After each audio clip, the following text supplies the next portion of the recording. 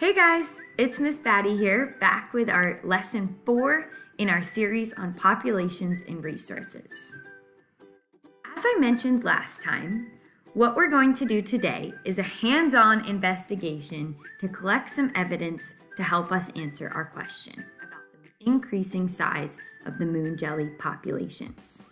What you're going to need today is a pencil or pen and some paper to take down your ideas. You have the packet pages available for this lesson. You can go ahead and get those out right now. If you would like to do the investigation with me today, what you're going to need is some yeast, some sugar, some warm water and cups, and some different measuring spoons and measuring cups. If you don't have these supplies, no worries. You're going to be able to follow along with me as I do the investigation today. Let's get started.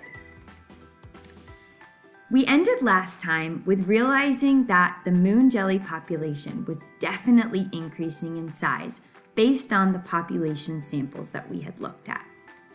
We know that this means the number of births in the moon jelly population must be larger than the number of deaths in the time where it is increasing. I surveyed my students to see what their ideas are about why this might be occurring. Why are all of a sudden the number of births greater than the number of deaths in the moon jelly population? Here are some of their ideas. The majority of students were thinking that the number of births increased and the deaths stayed the same. Students were thinking that the number of deaths actually was decreasing and the births were staying the same. And some students were thinking that actually both of these things were occurring, that the number of births were increasing and the number of deaths were decreasing. A couple of my students had some other ideas that we can talk about as we continue through this lesson. Because the majority of my students were thinking that the number of births was causing this change, that they were increasing, this is where we're going to start our investigations. We need to collect evidence about why there might be changes in the number of births in a population, and whether this is occurring actually in our moon jelly populations that we are studying. Our focus question for this portion of the unit is, what could have caused the births to increase in the moon jelly population? What causes changes to the birth rate in a population? What we're talking about here is the process of reproduction. Reproduction is the process of creating offspring, or the process of having new births in a population. Over here, we can see some new tadpoles about to hatch, meaning that births are about to occur. We are going to be looking into reproduction today and thinking about what might affect an organism's ability to reproduce, or the ability to increase or decrease the number of births that they're having. I want you to pause the video for a moment and think about what your thoughts might be. What might cause an organism to reproduce more or less in a certain period of time? Let's take a second to think about this. All right, hopefully you got a moment to talk with a friend or family member and you've thought about your ideas. What can cause these changes in the number of births in a population? Well, reproduction is an action, right? Just like breathing, walking, talking, it probably requires the same thing that allows us to do things each day, which is energy. So that's where we're going to start our investigations today.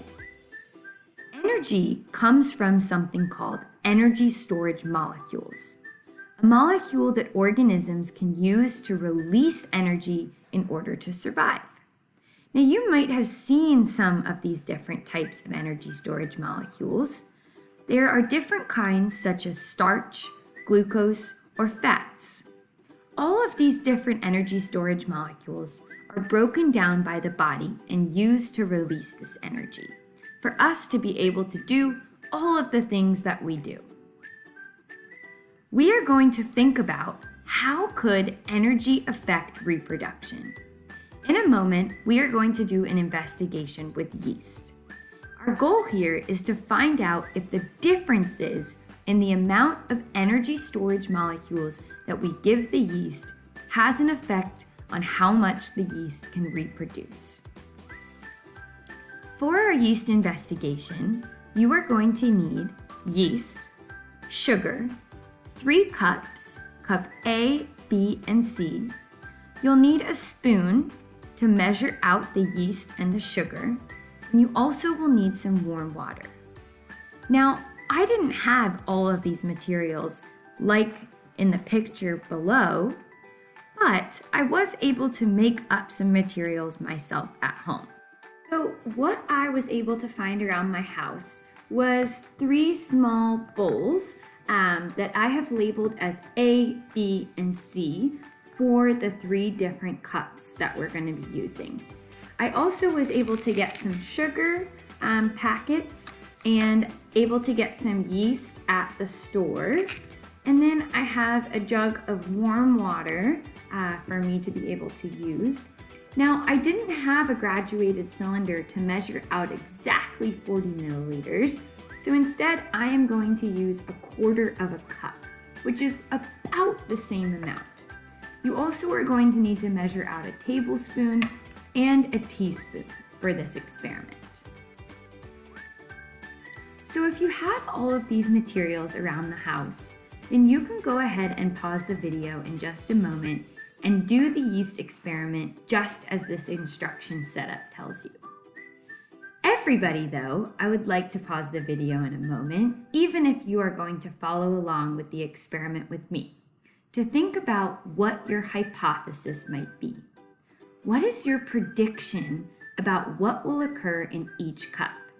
Remember, in cup A, there is going to be no energy storage molecules. In cup B, there is going to be a pinch of energy storage molecules, or sugar. And in cup C, there is going to be a teaspoon of energy storage molecules, known as sugar. If you're ready, pause the video, share your hypothesis with a family member or friend, and if you are ready to do the experiment yourself, skip over this next part while we get started together. So as I mentioned, the first thing that I'm going to do is get my sugar set up.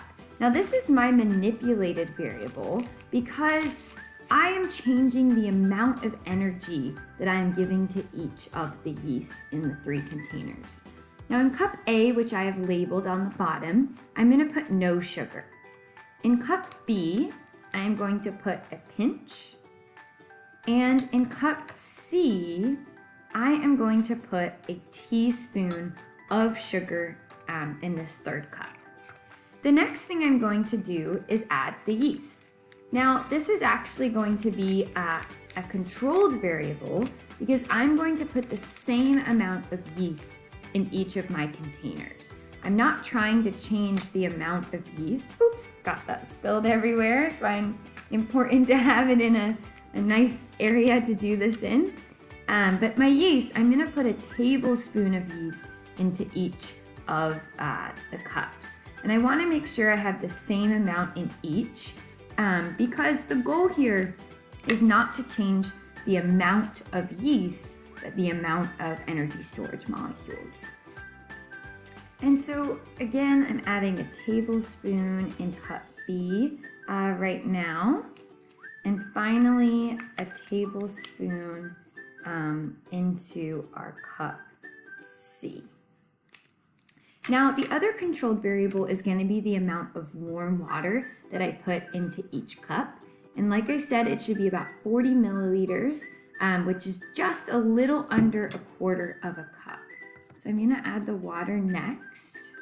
And again, it's really important I have the same amount of water.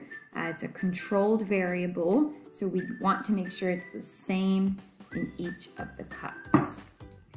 And then finally, what I'm gonna do is give each cup a good little stir, make sure everything is mixed, starting here. It'd be great to use different spoons in each cup to make sure there's no cross-contamination, making sure sugar is not getting into cup A when it's not supposed to have sugar. Mix that all up. Cup C, mix that all up in there as well. So we're gonna put these aside in just a moment because it'll take a little bit for our yeast to be able to interact with the sugar that we've added. And so while we do this, I'm going to take a look in the digital model to see what we're observing about reproduction. So if you have the digital model available to you, you can go ahead and pause the video and do this yourself, but if not, feel free to follow along with me.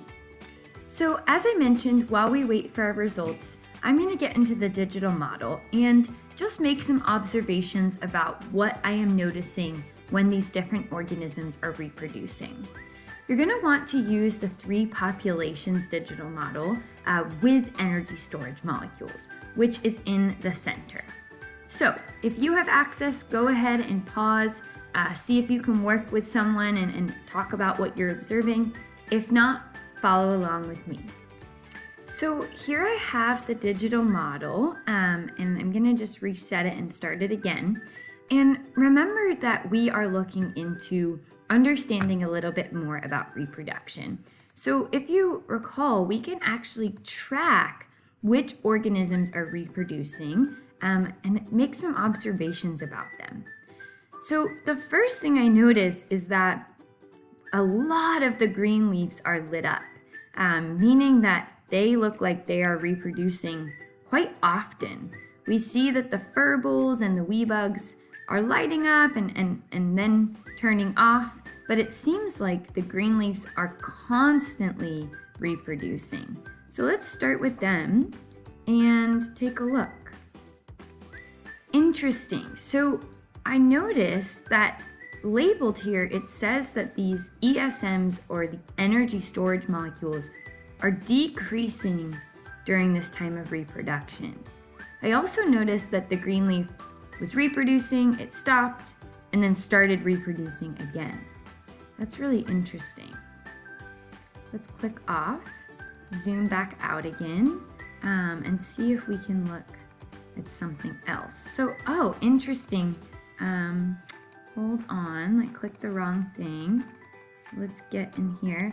So these guys are reproducing, and it looks like something that's a little different, if you notice, was the wee bugs seem to have met up when they are reproducing, whereas the green leaves, if you notice, they were all lit up individually, which is kind of interesting to think about.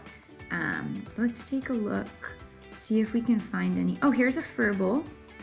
So similar again, I'm not sure, and I'll pause that for just a moment, but when those furballs were reproducing, they had met up as well.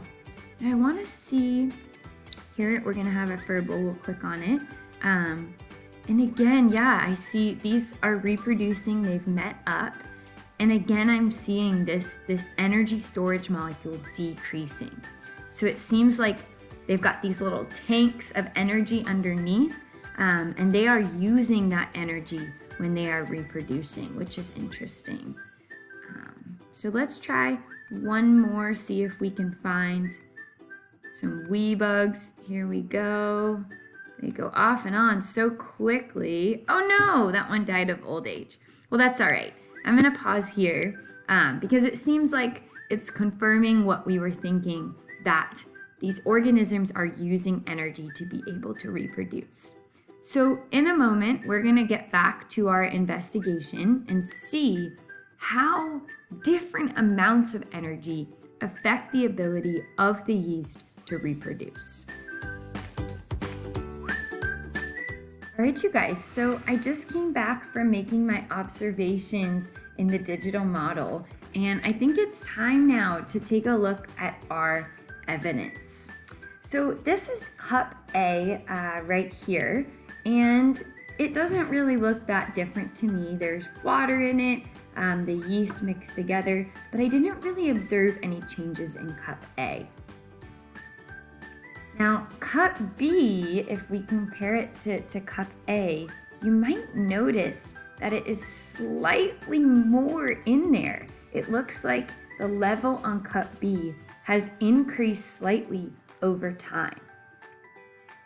But the real difference that I am seeing is in cup C.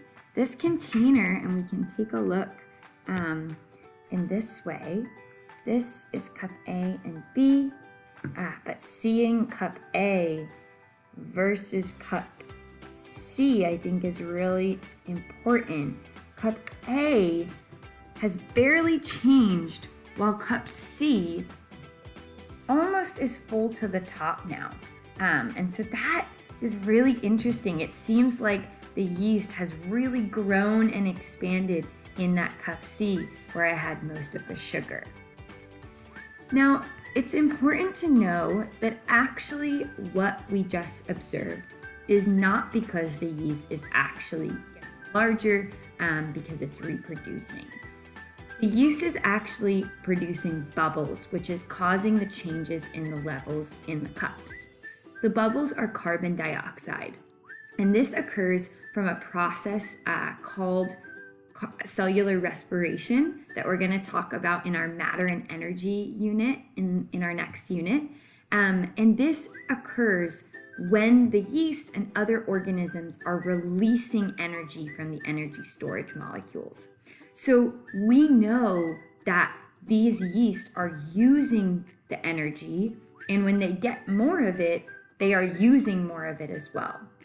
As we saw in the digital model, it requires that energy to reproduce. And so we can say that the yeast that had more energy storage molecules was increasing in size more. Let's take a look at a video right now to think about and test to see if another organism also seems to be giving us similar observations. We're going to watch a video in a moment of some cricket reproduction, and again, we are going to give the crickets different amounts of sugar or energy storage molecules and think about whether or not it is affecting the amount of reproduction. Enjoy! We're going to do an experiment to investigate how cricket reproduction is affected by the amount of sugar crickets eat. Sugar is a type of energy storage molecule. Crickets and other organisms can use sugar to release energy. They need to release energy to move around, avoid predators, and reproduce. Crickets reproduce by laying eggs. In our experiment, we're going to examine two groups of crickets, Group A and Group B. We'll give these two groups different amounts of sugar in their food and see how that affects their reproduction. We'll give Group A food that's low in sugar. Group B will get food that's high in sugar. Let's leave the crickets and check back in 4 hours to see what happens.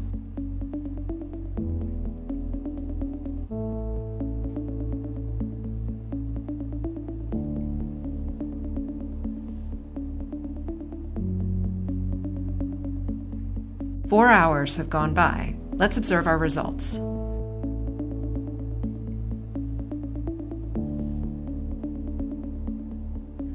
Now we can see how much each group reproduced by counting how many eggs they laid.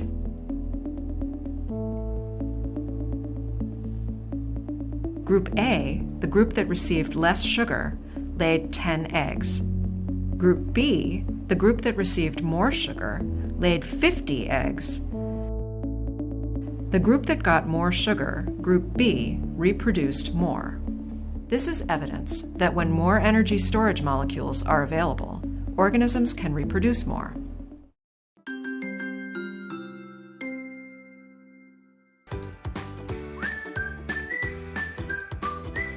Interesting. So it seems like this pattern that we're noticing in our yeast investigation is also replicated with the cricket reproduction. a lot of evidence that we collected today. I want us to kind of think about it over the next couple of days and come back to this with a fresh set of eyes in our next lesson. In our next lesson, we are going to read an article and summarize what all of this evidence is telling us about what could be affecting the number of births in a population. See you next time.